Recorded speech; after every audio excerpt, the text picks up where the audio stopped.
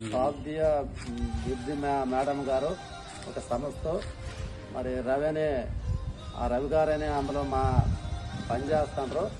అతను మా బాధలు చూసి మాకు కొంత హెల్ప్ చేశారు. ఒక 10,000 మరి మా 2 కుటుంబాలకి ఒక 10,000 ఇచ్చారు. మరి వాళ్ళు చేసిన మేలు మేము ఎప్పటికీ మర్చిపోలేము. ఎందుకంటే వాళ్ళ దగ్గర మేము ఎప్పుడు తిరగలేదు. వాళ్ళు మాకు సాయం చేస్తారని మనం ఇంతవరకు కూడా ఊహించలేదు. వాళ్ళు మాకు గుర్తులో కూడా లేదు, వాళ్ళు మాకు గుర్తింపు కూడా లేదు. ఎందుకంటే వాళ్ళు మాకు సాయం చేస్తారనేసి మాకు సర్పంచులు చెప్పలేదు, మా గ్రామంలో పెద్దలు ఎంతో మంది ఉన్నారు, వాళ్ళు కూడా చెప్పలేదు. కానీ మీరేంటి తెలుసా, మాకు ఇంటికి మాకు వల్ల కాలిపోయినప్పుడు ఎమ్మెల్యే గారు వచ్చారు, ఇప్పుడున్న ఎమ్మెల్యే వచ్చారు, మాజీ ఎమ్మెల్యే గారు వచ్చారు. వాళ్ళని బట్టి మేము ఎంతో సంతోషపడ్డాం. ఎందుకంటే మరి పెద్ద పెద్ద ఆఫీసులు వచ్చారు కదా, మా కష్టాలు చూశారు, మరి మాకు ఎంతో సాయం చేస్తారని మేము ఎంతో ఆనందపడ్డాము. కానీ అలాంటి వారు కూడా మాకు ఇప్పటికీ సాయం చేయలేదు. కానీ చిన్న సంస్థ అయి ఉండి మాకు ఇప్పటికి తెలియదు ఈ సంస్థ ఇంతవరకు సాయం చేస్తుందని మాకు తెలీదు.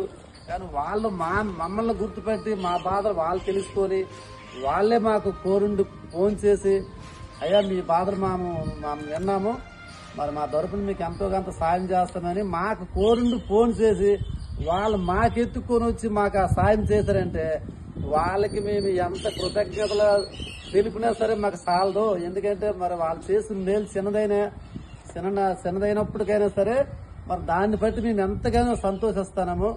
ఎందుకంటే మేము కష్టపడి ఎంతో మంది తిరిగాము, వాళ్ళు మాకు ఇప్పటికీ పట్టించుకోలేదు.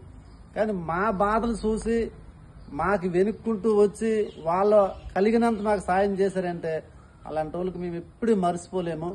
మరి అలాంటి సంస్థలో పనిచేసిన వారికి దేవుడు కోరుకోలేకపోతున్నాము.